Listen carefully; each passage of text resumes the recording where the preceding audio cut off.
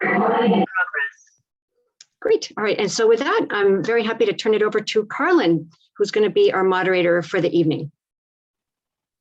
Hello and welcome everyone to sharing about spina bifida. Let me get the presentation set up. Up, up.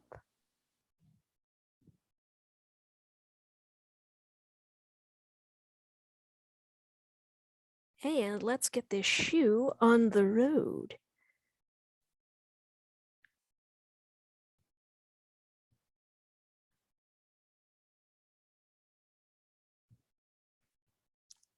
All right, and welcome everyone to How Do You Talk to Others About Having Spina Bifida? This evening, a panelist of adults with spina bifida will share their experiences with disclosing their spina bifida, explaining about it, the good, the bad, the ugly, and everything that they have learned over the years. I'm your moderator. My name is Carlin Briegel. I have a PhD in clinical psychology. I'm an adult with spina bifida, and I'm from Colorado. We also have Robert Owens from North Carolina, Samantha Perez from Texas, Clarissa unfortunately could not make it, Karen Kushner from New Mexico, and Brian Ortiz from California. In the interest of timing and limiting background noise, we're going to keep everybody muted. Please click on the chat box and share your thoughts and questions with us throughout the presentation, and we'll get to your comments and questions as soon as we see them or have an open moment. So, have you ever been taken by surprise when someone asked you about spina bifida? This is the question we'll be exploring today, and you can use the points from today's conversation to help you develop your own script.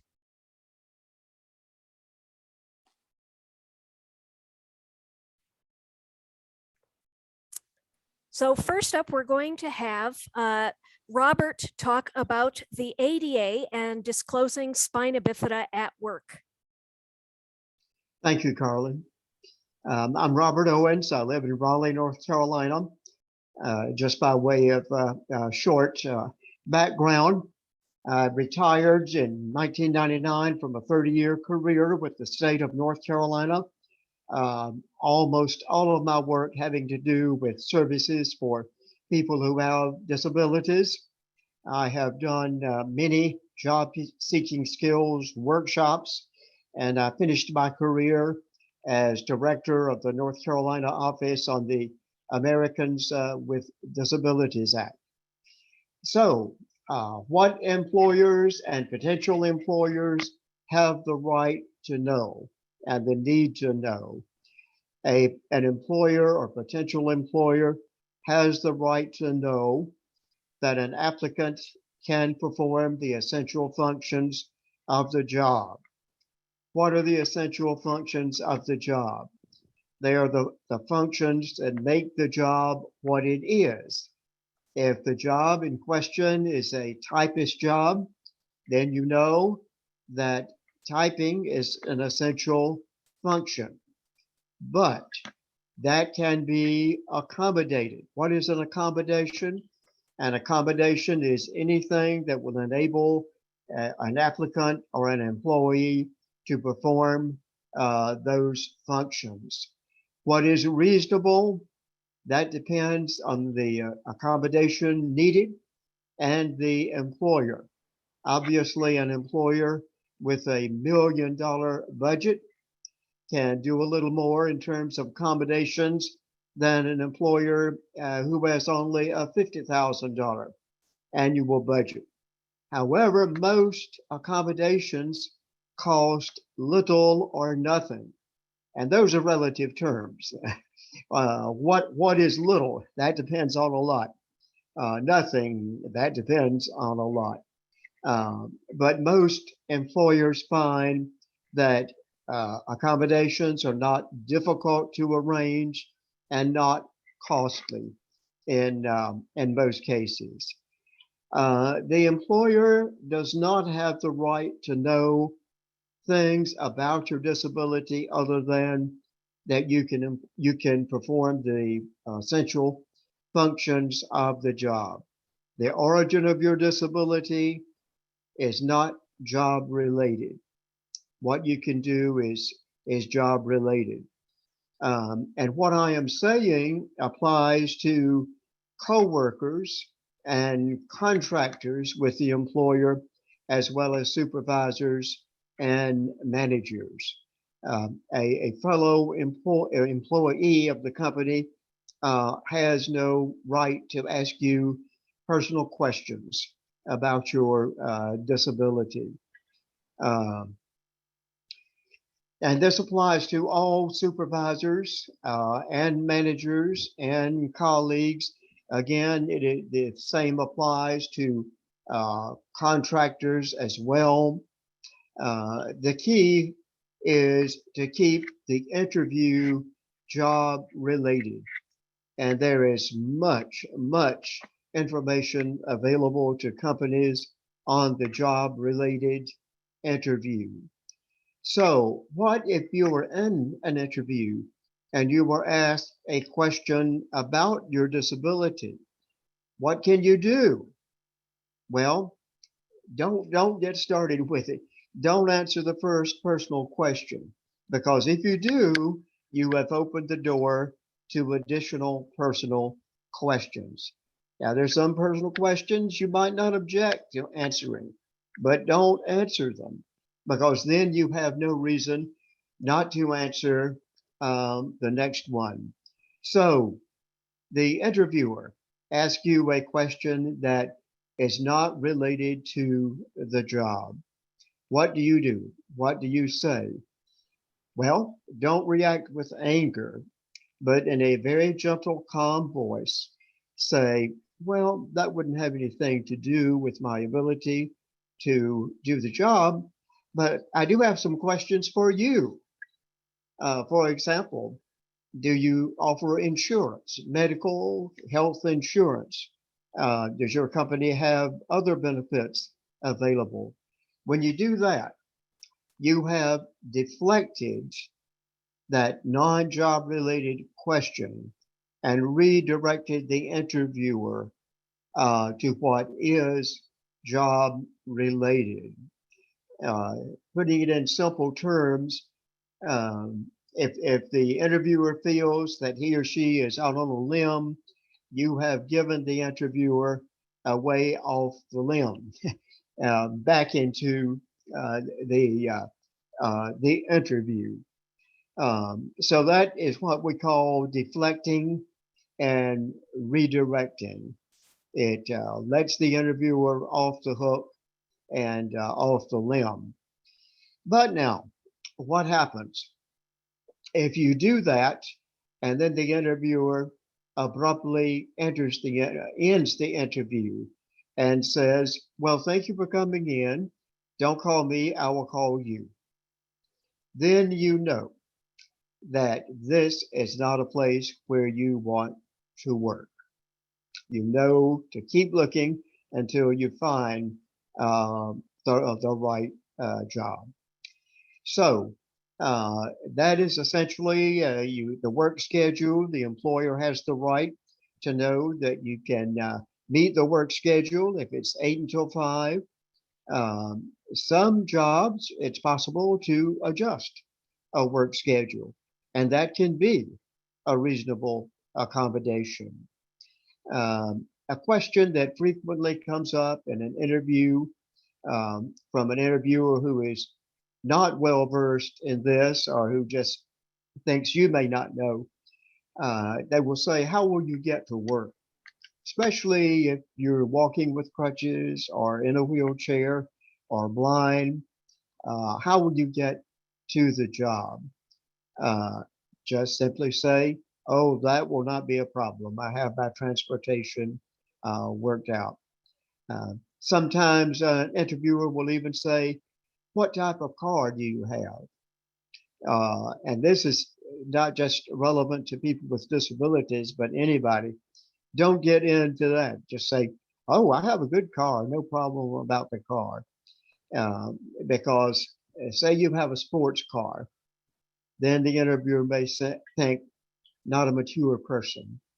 If you drive a truck, the interviewer may think this is some sort of redneck. This is a country hick. So it's better to not even get started answering those questions. Keep it job related. Okay.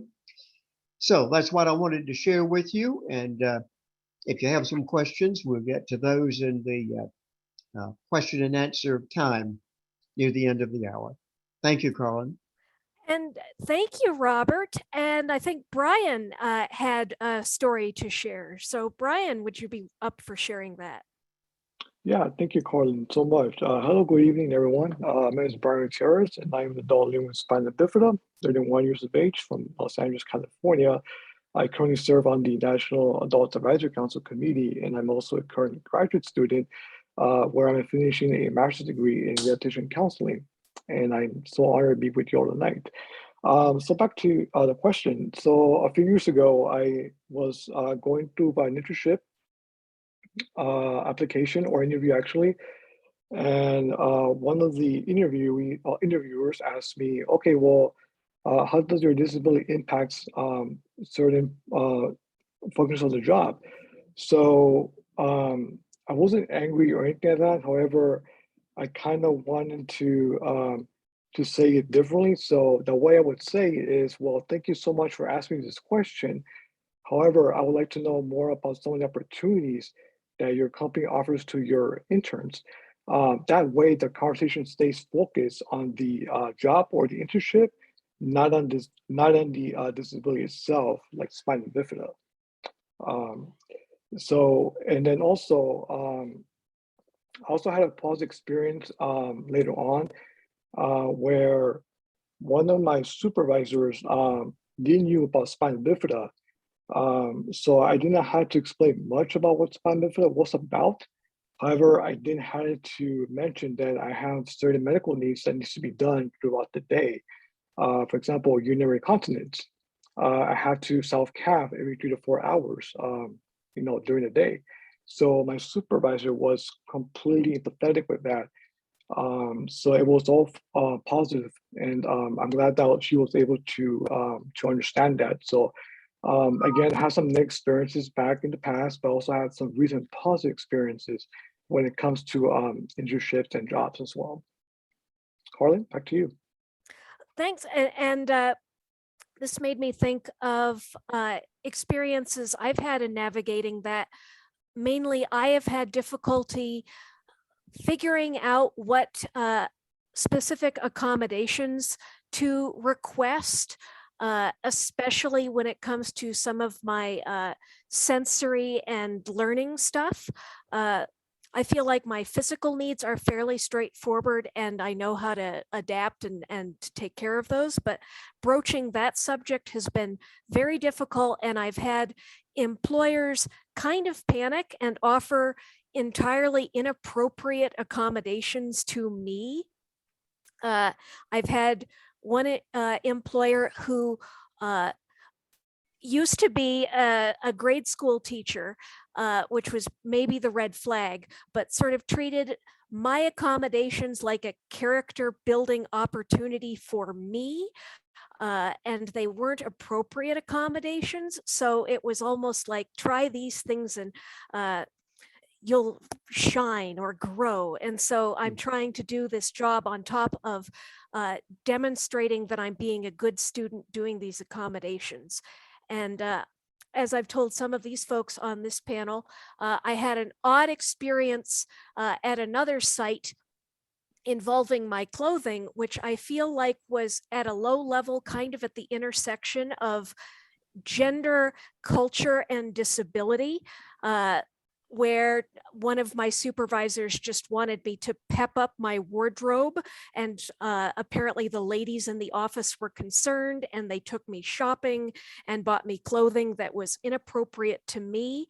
But what was interesting is that once I just started quietly, I had previously been wearing skirts, which showed my leg braces. And after I just quietly, of my own volition, started to wear pants as winter set in, the clothing issue went away, which I found to be a little bit sus. But because it was never flagged as we are uncomfortable with your disability or we are uncomfortable with a specific thing about you, it makes it very difficult to navigate that kind of situation. But I detected that disability was somehow in the mix. I could just never call it out. But yeah, it is immensely complicated. So thank you to Brian and Robert for sharing.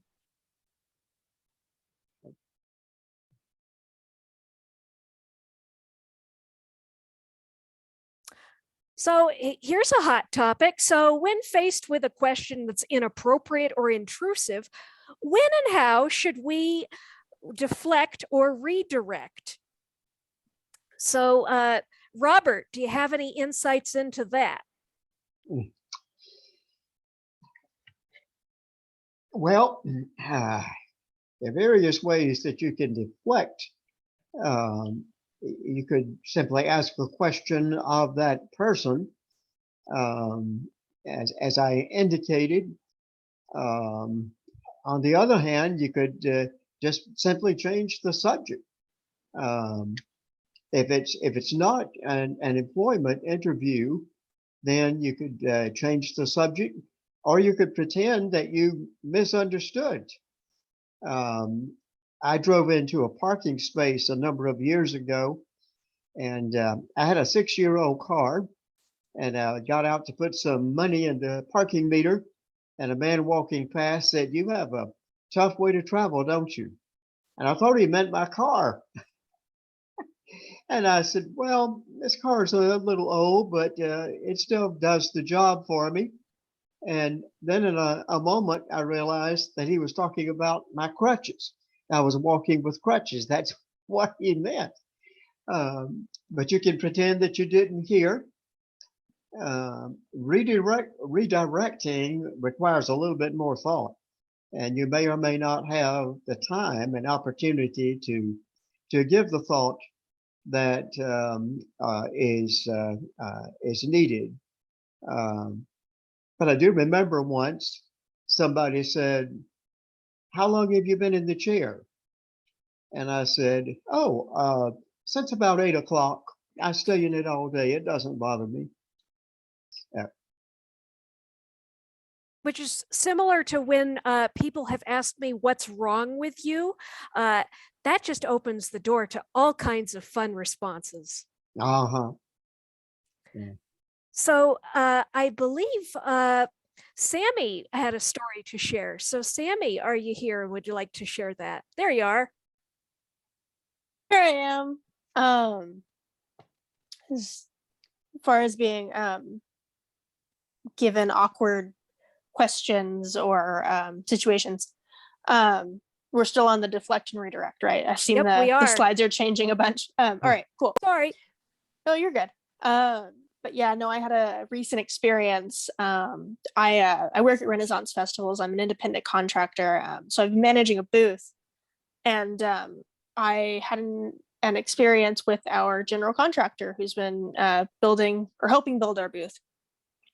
And I was walking by trying to load stuff into the booth from the car, and he asks me, he goes, can I ask you, like, what do you have? Like, what do you got?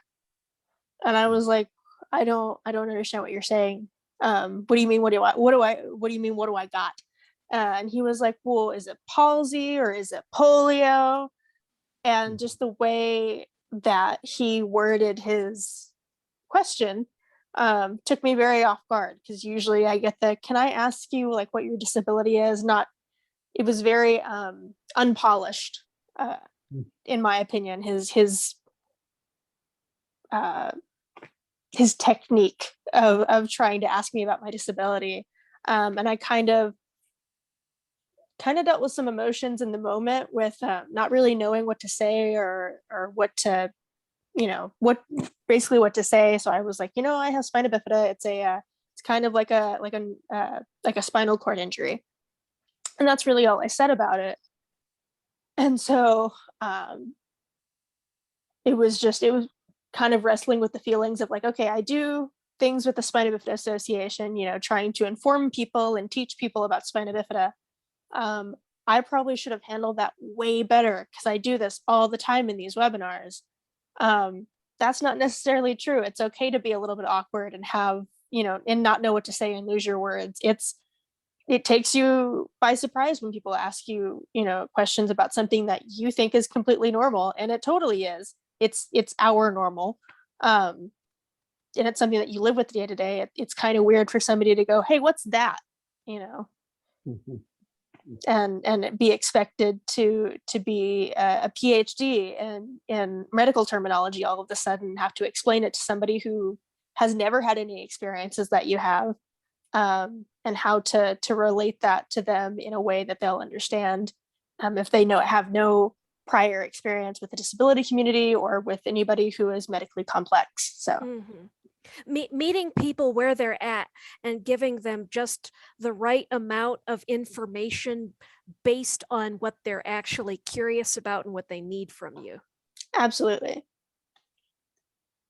Well, cool. Well, and Brian, do you have any thoughts? Yeah, absolutely. I think going back to Sammy, we encounter, oftentimes we encounter people who may not be familiar with our disability or who may not have any exposure to meeting people with disabilities or even working with people with disabilities. But if we encounter similar situations like this, and, I think it's also important to take a step back and reflect, and think about some of the strengths that you can definitely bring into a situation like this, where a person may confront you and ask you inappropriate questions, related to your disability. So, so focusing on the strengths makes it a very positive impact for yourself when it comes to these type of situations. And how do we best confront them without even offending the other person? Bring it into matters. So focus on the strengths, what you can bring in to better confront people without offending them, of course, because there are many people out there that who may not be familiar with spina bifida or other disabilities. So it's unfortunate, but we can definitely be here and educate those who may not have a sense of awareness or knowledge or even skills, meeting people with disabilities or even working with people with disabilities. Back to you, Carlin. Thanks. Thank you, everyone.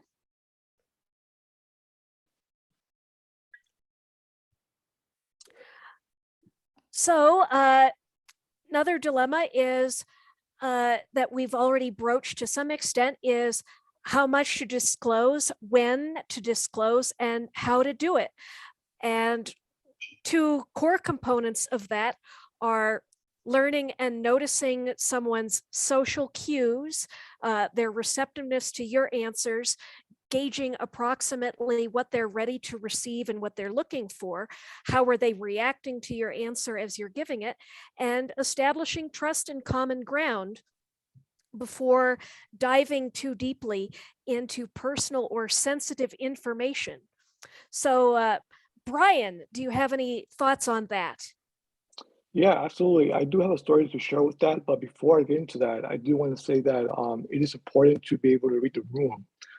In other words, reading the individual, especially when you meet or know someone new on a first date or at a social gathering before talking more about spina bifida. So, for example, if the other person you are engaged in a conversation with does not show genuine interest or is not actively listening to you, then you may not feel comfortable disclosing or sharing more about spina bifida. So, for example, from a personal experience that I had recently, so I went on a first date the other week at a restaurant near a beach where the other person was always checking on her phone and was looking around without showing interest or giving her undivided attention to me. So as a result, this made me feel uncomfortable not going deeper in disclosing sensitive information about my disability. And in this case, I wouldn't be able to trust this person or establish common ground, which is essential before sharing or talking more about spina bifida on a deeper level. So I usually like to share more about my disability on the second date, depending on the nature of the person or people that you are having a conversation with. So basically reading the person's body language, right, verbal cues and so on, it's very, very important before you actually spill out a whole cup of water or unveiling the whole enchilada, sharing more sensitive information about yourself. It is very, very important to get to know that person a little bit more better before you go on to a different step or phase of that relationship, whether it be romantic or even friendship. So it's very, very important to be able to read that person carefully. Back to you, Yeah, Carlin, may I add one or two points? absolutely. What you Um, thinking? A good indication, speaking of body language, reading the room, and that's important.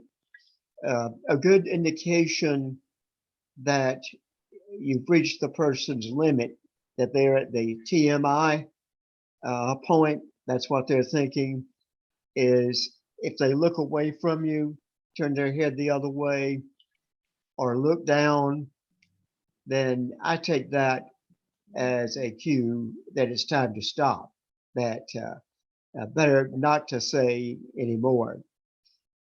And as far as dating is concerned, I always waited before discussing my disability at any length, waited until I was feeling that this is someone with whom I'd like to be in a relationship. And the second part of that, does she seem to be interested in that? Does she seem to be enjoying the dating and want to have a relationship? And then I organize what I want to say about the disability. Excellent. Sammy, do you have thoughts?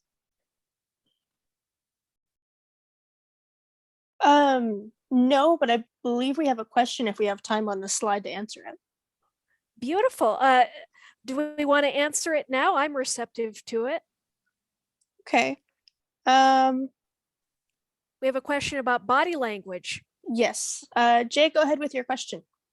All right. Well, one thing that I found I have difficulty with, and I turned on my camera because you might see it now. But with nystagmus, I'm not sure if that's strictly related to the Chiari or to spina bifida or to both. So like if I like look at somebody straight, look straight, my eyes would jog back and forth. Mhm. So sometimes I would go around that by doing like a sideways glance, any sideways. I can't really assign it now. I can't really predict it. But I've had comments before that it looks a bit dodgy, it looks a bit untrustworthy, and really it's beyond my control. And it's something that by my shifting my head back and forth, I'm really trying to control. I'm really trying to pay attention. Even when playing tennis, I had sunglasses on, and my opponent questioned, so Jay, are you ready? And I'm like, yes, I am ready. So my question is like how to it's not really an easy question, but how to get that accepted. I mean, talking about your nystagmus or what? Right. I would say maybe give someone the heads up whenever you are going out, whether it's with a friend or on a date or whatever it is, just giving them the heads up and saying, hey, I have this thing where, with my eyes and whatnot, I'm not trying to look weird or dodgy to you or make you feel uncomfortable. It's just a thing that I deal with. And you might, if they ask more questions, explain it to them and kind of go in a little bit more detail if you feel comfortable, but just kind of give them the heads up beforehand, just so it's out of the way and whatnot, as long as you feel comfortable. I mean, that's what I would do in your situation, but also I'm not you. So Yeah, Awesome. clarity of communication, because people will tend to fill in the gaps or connect the dots, and they may potentially do that to your detriment if you don't beat them to the chase and explain what's going on. And it is very difficult if you have something like nystagmus or cerebral palsy or autism or Tourette's, or any number of things that cause you to over emote, under emote, hold your body in certain ways, or in myriad other ways give off false or deceptive signals that don't actually convey how you truly feel. And that's very sensitive. It can feel very vulnerable. And I think Sammy's got it, that the best way is to just be open and disclosive with people and explain it beforehand. And Sammy, did you have any other thoughts? Topics and thoughts became tots. Thoughts on this topic or this subject? I guess with the common ground and establishing things, and I think this will also go into the next slide with what I'm about to say, is just kind of whenever you share things with your friends or your partners or whoever about your spina bifida, just make sure that they're also being as vulnerable with you as you are with them. Sharing your disability is a really vulnerable thing, whether we realize it or not. I know sometimes I will spew an info dump to my heart's content and not realize that some of these things are actually really personal, and not everybody deals with it. So just making sure that they're, or whoever you're dealing with, is also giving you that common ground where you guys can say, oh, you deal with this thing, oh, I deal with this thing, and they're kind of similar, so we kind of have that common ground on things. So just making sure that you're not giving too much right away to somebody who isn't as open and vulnerable with you as you are with them. Mm-hmm. The reciprocity. And yes. That connects with something I think is important, which is I will subject people to what I call tests. Mm-hmm. And it's not as dire as it sounds, but I will disclose things or observe things or lay things out and see how the person reacts. Do they reciprocate things? If I disclose something tiny, do they take the tiny disclosure well? If they take the tiny disclosure well, do they take the medium-sized disclosure well? And then I monitor how they interact with other people. Are they kind? Are they respectful? Are they non-judgmental? How do they treat people above them in the hierarchy? How do they treat people below them in a hierarchy? The saying of someone who's not nice to the waiter is not a nice person. Mm-hmm. So I try to pay attention to all those green and red flags. Mm-hmm. Absolutely. So on the subject, concealment, undersharing, and selective sharing, when do we lay out teeny tiny breadcrumbs, and when do we share toda la comida? Oh my gosh. Yeah, the whole enchilada. Do we know if Clarissa was going to be here for this part? I've tried to text her and she hasn't gotten back. I think she couldn't make it. Okay, well then so do you want it to hit it? I will take the whole enchilada. Whenever you're kind of getting to know somebody, whether it's a partner or a friend or an acquaintance or whatever, my go-to is always kind of leaving little breadcrumbs for people, because you never know how much might be overwhelming to them or might, freak them out a little bit. People are squeamish, and that's okay. It's not, uncommon for somebody to hear about cathing or just certain things that we have to do with our bodies, and be a little bit, ick about it. We all have our things, and that's okay. And then you have people who are like my friend Clarissa, and she shares the whole enchilada right up front, which I believe her situation is a little bit different. She's been married to her husband for a while, and they're both disabled. So it was a little bit easier for her to share the whole enchilada. I've never dated anybody disabled. So I've always had to explain things to people who've never had an experience as a disabled person, or a sick person, or however you want to label that. So I have to kind of, in my experience, I've had to leave little breadcrumbs, whereas she's been able to kind of just disclose everything all at once because it was okay, and that person had that common ground that we talked about before. Perfect. So Brian and Robert, do you err toward more in the direction of breadcrumbs, enchilada, or do you alternate, and depending on what? More toward the breadcrumbs. I think the whole enchilada is safe only if the other person has a disability and some of the very same concerns, or has a background in medicine, in particular spinal cord impairment. Other than that, I think the whole enchilada would be risky. I think the breadcrumbs, it would be easier to read the responses of the other person, the body language and so forth. So I usually go that way. And at the same time, I'm testing, is this really going to be a good relationship for me? Absolutely, absolutely. I definitely agree with Robert. I'm definitely going with the breadcrumbs just to be on the safe side, because you never know how the person might react if you disclose something about your disability, or even sensitive, or a piece of information about your disability. You just don't know. You just do not know the reaction of that person. The whole enchilada, not much.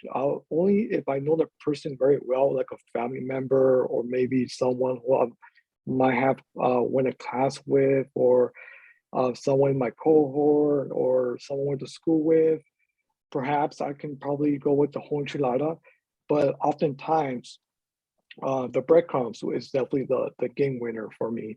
But like I said, it depends. It depends on the nature of the person.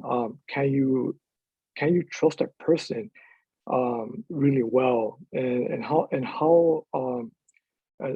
you know the person well plays a lot into that too. So so the breadcrumbs is definitely the safe side. The whole enchilada will have to be kept for someone you know very well, or someone you actually had encounter with, whether in school, at work, whatever the place may be.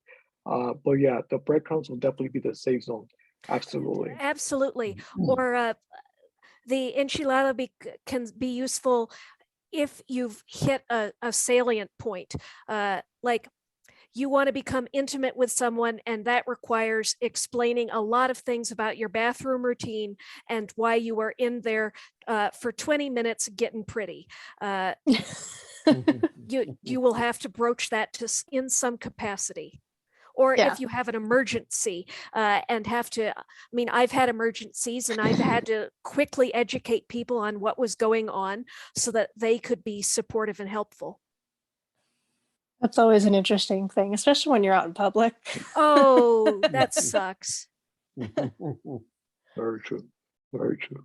If it's going to happen, it's going to happen. Shall we move on? Sure. Just some things to consider as you're getting to know people and deciding what you want to share, how you want to share it, and how you want your relationship or encounter to proceed. Your and their cultural background, your own and their past experiences, values and beliefs, assumptions and biases, and your respective goals and desires in life.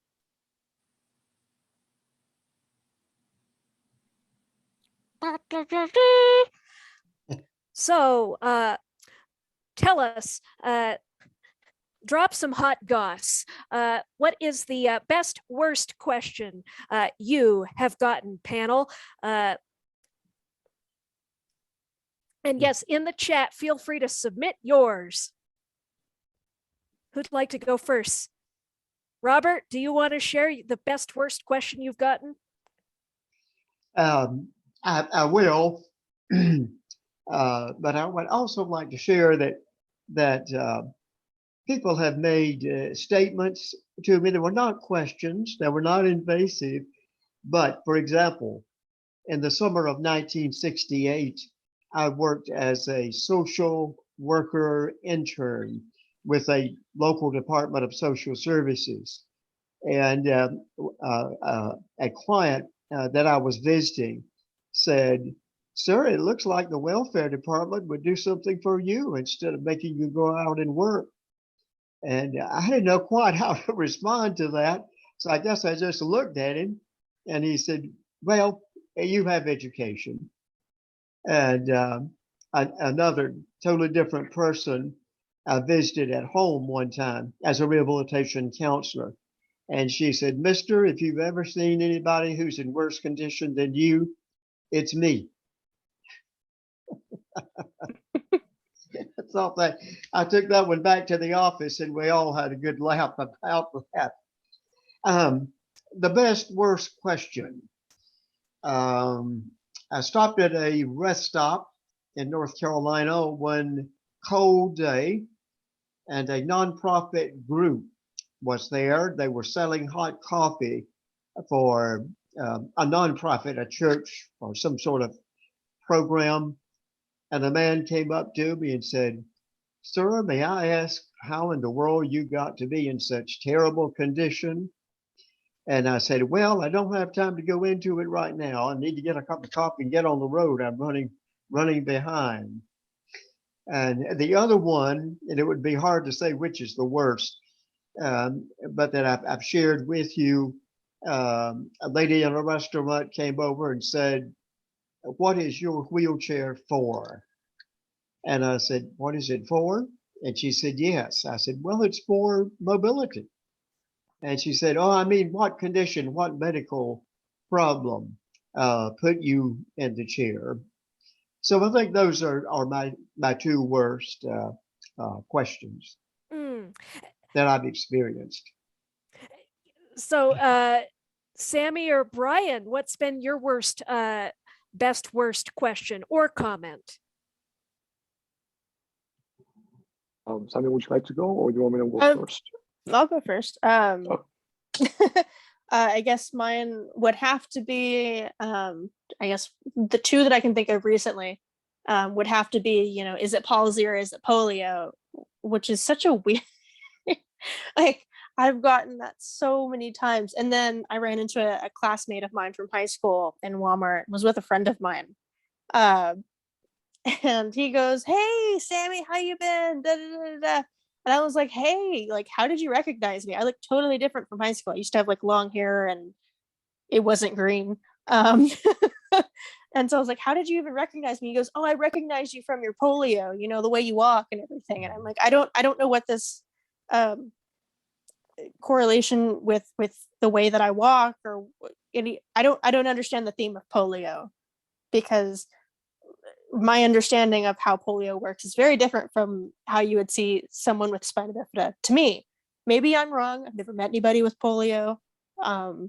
If anybody wants to educate me on that, that's cool. But those are like the two probably worst questions I've gotten. The other, I got a comment. I usually get comments like this. It's, "Oh, well, you're too pretty to be disabled." What? Yeah. What does that have to do with anything? Or "You're too pretty to be in a wheelchair." And it's like, well, I am, so sorry. It is what it is. Sorry for you. Yeah, that is a weird one, isn't it? And about the walking or the gait, my only thought was, well, you can tell by the way I walk my walk, I'm a woman's man, no time to talk. Brian, your best worst. Yes, absolutely. Thanks, Carlin. I think the best worst question that I received most of the time, and I still receive that question today actually, is "¿Qué te pasó?" Meaning, what happened to you in English. I get that a lot when I'm in public, especially when I go out to the gym, or when I go out to a restaurant with family, or when I'm with friends. I get that all the time. I still get that from some of my emotionally immature cousins who ask me, "What happened to you?" So Yeah, so I get that question all the time, and it has to be the best worst question that I ever received in my entire life, 31 years of age. So I still receive that question today, even from my own family. It's very unfortunate. But I think the best thing that we can do is educate people, about our disabilities, and so that way they can be informed. And yes, so that's probably the best worst question that I received, and I still receive that today. And we've got good ones in the chat, with Jay being asked, what's your deal? And Jay responding, buy one, get one. Everyone's a little autistic. I have heard that one so often, and I don't know where people get that from. Have you actually met an autistic person and interacted for an extended period of time, you'd learn, no, we're not all a little bit autistic. But I like the rejoinder of, well, we're all a little bit pregnant. Not a question, but sometimes when I tell people I have spina bifida, they reply with, I'm sorry, which is incredibly awkward. I've gotten that one as well. What are you sorry about? Yeah, yeah. Oh, thank you. You're welcome. And again, employers being awkward and inappropriate. Mm. Tis the Just thing. work for yourself. It's great. I'm kidding. If you can't do that. So. And I brought up before the other question of what's wrong with you, which I usually just launch into my psychological problems, and that takes care of them. If anybody's like, oh, why are you in a wheelchair? And I like to mess with people and go, oh, I got run over by a wheelchair. I like that. Full circle. Or a couple of times people have asked me about my leg braces, and I have looked at them stoically and said, I'm looking for John Connor. But I think that might be an obscure movie reference at this point. Terminator is getting kind of old. Yeah. I'm implying I'm a cyborg. Next slide, or shall we move on? Yeah, I would say leave the rest of the chat for the Q&A maybe. So how do y'all deal with microaggressions? What's your preferred technique? Typically, I will either one of the last three, so either ignore, educate, or use humor. I love to joke around with people. If it's, an option, I'll educate them on spina bifida if they actually genuinely seem curious and they'll understand. If not, I'm like, here, this is what you should put into Google, and this is how that works. If they're just being rude or they're not really saying anything and they're more just kind of staring, I'll ignore them. Or I think you and I, Carlin, kind of share this. We stare back at them, which is super fun. So especially I can do this weird thing with my eyes where I can kind of shake them a little bit. And so that's always fun whenever, a disabled person in a wheelchair staring at somebody and wiggle your eyes or vibrate your eyes at them and they freak out. So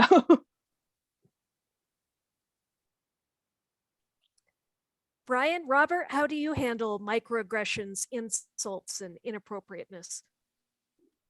For me, when I'm with family, I like to use more of a sense of humor, only because I feel comfortable doing so. But if I use it with other people that I do not really know, then probably educate will probably be the best way for me. Like I said earlier today, I think the best ways that we can do is educate people, especially people who may not have that knowledge, exposure, right, of meeting people with disabilities or even working with people with disabilities.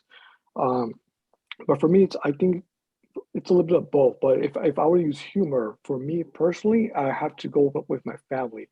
But if it's acquaintances or other people that I may not be familiar with or strangers, right, definitely education will probably be the proper way for me. Mm-hmm. Yeah. And how about Robert?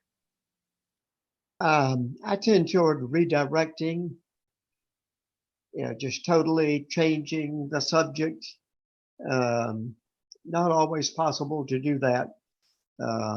But that's what I try to do. And I try to employ humor in a joining and gentle correction way. And then my Yeah. preferred modality is to educate when I can. And I just have to monitor myself against info dumping excessively. Mhm. Same. Mhm. Shall we move on? Absolutely. Yeah, sounds great. So, panel, let's what's one nugget of wisdom you would like to leave our esteemed group with? Brian, a takeaway for everybody. Absolutely. I think, always be proud of who you are and never settle for less. Always show pride in your character, the values and beliefs that you stand for. Always be part of that. And I think that no matter what comes in your life, just always take pride in yourself and never settle anything for less. Well said. Absolutely. Robert, your nugget of wisdom for everyone. Remember that as people with disabilities, we do have rights. There is legislation that protect us. There are agencies that will go to court for us, Equal Employment Opportunity Commission, Department of Justice. Don't put aside diplomacy, be polite, but don't get run over by a wheelchair or a dump truck or anything else. And we are human. And if you realize later that you didn't handle something the best way that it could have been handled, don't be hard on yourself. We have bad days sometimes. And when we're not in a good mood, I'm speaking for myself. If I'm not in a good mood, it's not a good time for somebody to be invasive, intrusive. That's, if you call it wisdom, there it is. Beautiful. Sammy, your words of wisdom. I would say, just kind of piggybacking off of Robert, yeah, don't blame yourself or be hard on yourself if somebody comes to you with a question and you don't have the words to answer it, or the spoons, or whatever it is. It's we are the best educators because we have this disability and we're going to have the most experience, but it's not your job to be an educator all the time. It's your job to take care of yourself and save your mental energy for things that matter. And sometimes that's not other people, and that's not people who don't share your experience, or and who you will probably never see again in your life. You don't owe anything to strangers. You don't owe a definition of yourself to anybody, unless you feel like sharing that. Your words and your thoughts and your opinions and your views on being a disabled person. Being a disabled person in society and in this country, it does matter a lot. And I hope you do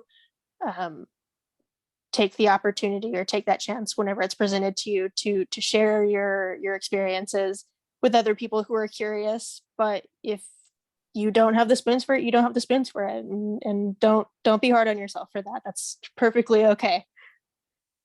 Sammy's statement, save your energy for what really matters, Yep. is an Yes. excellent statement. That It is is. great. Thank you, Robert. And I think I'd say this is something I have to tell myself is those who mind don't matter, and those who matter don't mind.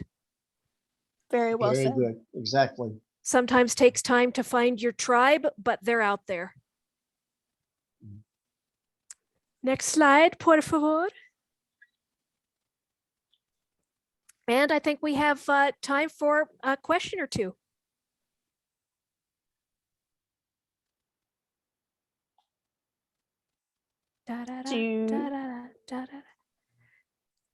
Do we just want to read from the chat?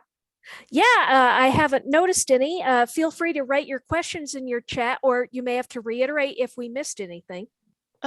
Somebody, Samantha, a while back, Samantha Greenberg put, what are your opinions about putting information about spina bifida, or just what you have, on a dating app profile. I feel like in this day and age, we go into dating knowing more about the person than knowing more knowing more about the person than before online dating was a thing. Do any of you guys have experience with online dating that you'd like to share about? That is a hard dilemma, and I'm really of two minds about it because I've done it both ways. And I think my tendency, what I've done is I have alluded to some of my disability related questions without naming them explicitly. So you either pick up on that I'm neurodivergent and disabled, or you don't. But I've historically, I haven't stated outright, I have spina bifida. I kind of, I guess, do the same thing. I do have, or whenever I have been on dating apps, I have put in there, that I am in a wheelchair and that I am disabled. I don't really specify why. I feel like if you really want to know that, then you need to, have an actual like one-on-one conversation with me, and let's get the how do you do's out of the way first before we just go into what's wrong with me.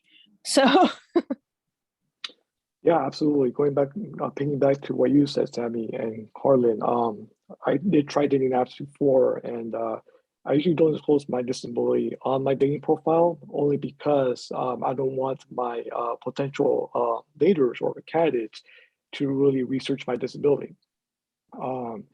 So for a number of reasons, but I just have pictures where I'm on crutches, things like that, because I cannot hide my disability. It's visible. So for me, going on a first date, then that's when I explain what my disability is, but not so much until probably the second or third date, as I was saying earlier. So yeah. And Lisa has, thanks, Brian. Lisa has a question about job accommodations. Yes, hi, this is Lisa Pewbands from Winston-Salem, North Carolina. I'm on the advisory council for the Spina Bifida Association of the Carolinas.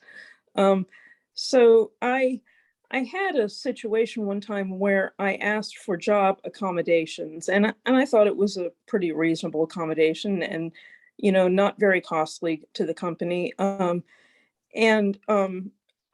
asked for the accommodation, but then the employer turned it around on me and said, well, if it doesn't cost that much, can't you just buy it yourself and accommodate yourself?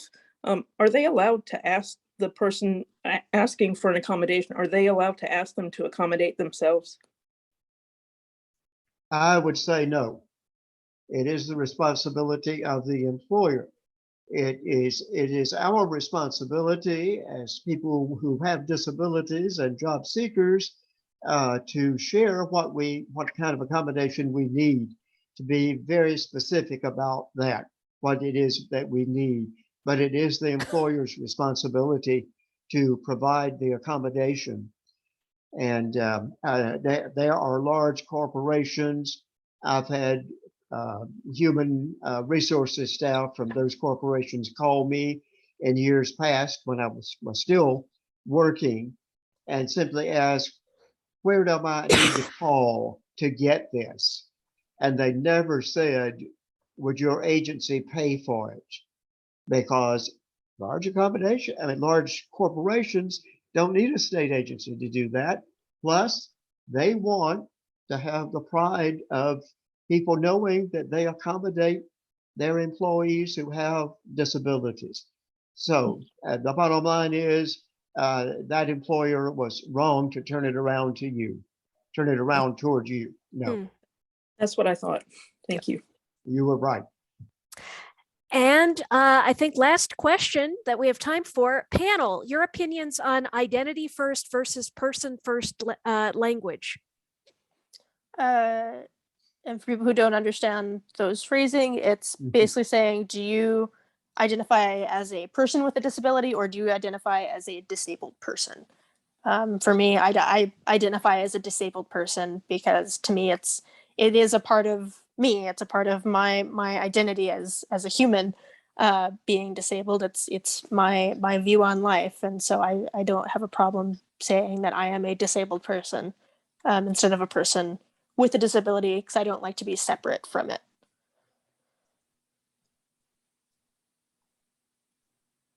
I say person first. I'm a person who has a disability.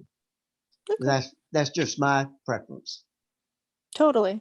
Yeah, I am also a person first language. That term was emphasized in my master's program and also my undergraduate program. So I think that emphasizes more on the individual rather than the disability itself.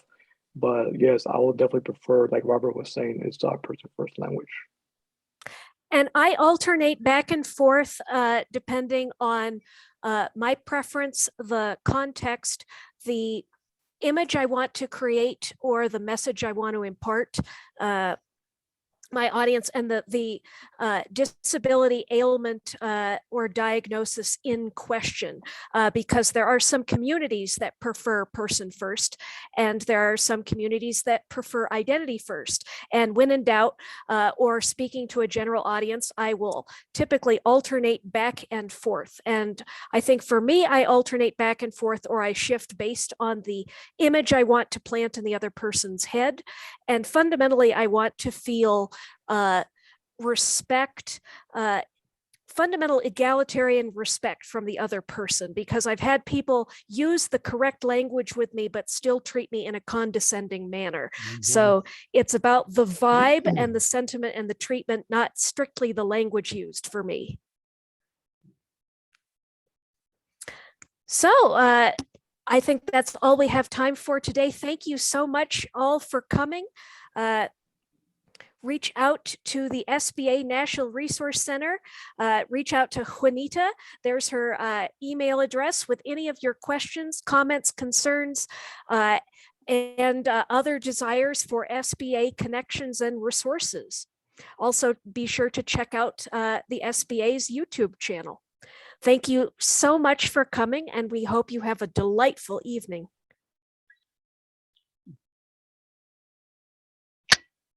Great job, everybody.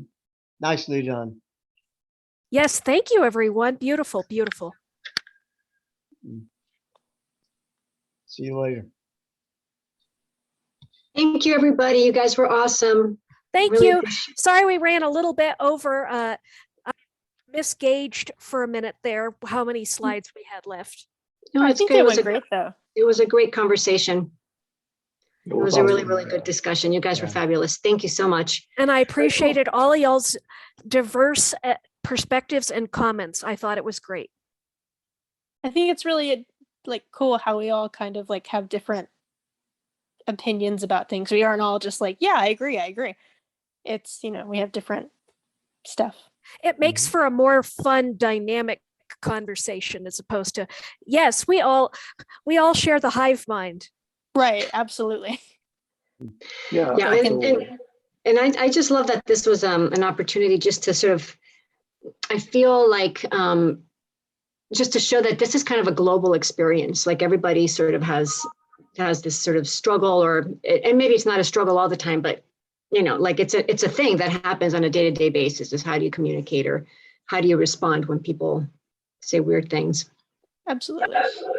So, all right, everybody. Well, thank you so much again, and I'm gonna turn off the meeting. So I'm gonna Night, unplug you. everyone. Thank you Everybody, again. thank you. Bye. Bye. Bye. Bye.